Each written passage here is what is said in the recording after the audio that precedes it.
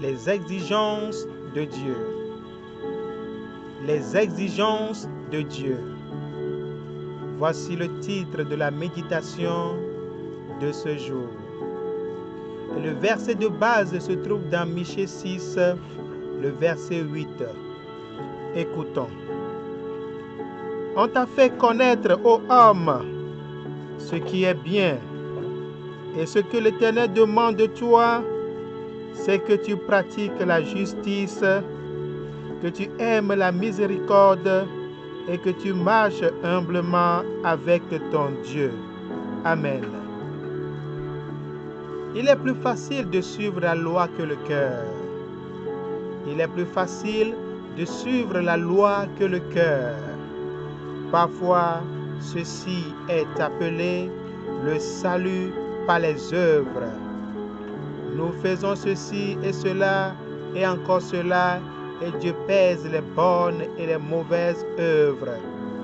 Si les bonnes œuvres sont supérieures en quantité aux mauvaises, alors nous sommes sauvés.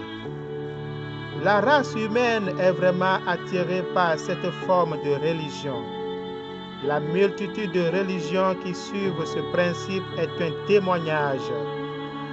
Le problème se pose maintenant quand il s'agit de Dieu.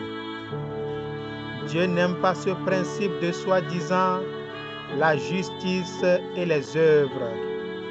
Alors, Dieu ne coopère pas avec nous sur ce principe-là.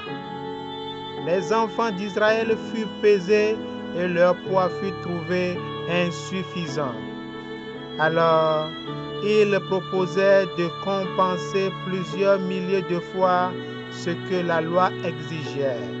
Mais il ne voulut changer ni leur cœur, ni leur conduite. Il voulut avoir un arrangement avec Dieu. Malheureusement pour eux, Dieu n'était pas intéressé par leur sacrifice tant qu'il n'y aurait pas un changement dans leur cœur. Le prophète Michée proclama clairement ce que Dieu voulait. En réalité, il rappela au peuple que Dieu leur avait déjà révélé ce qu'il voulait.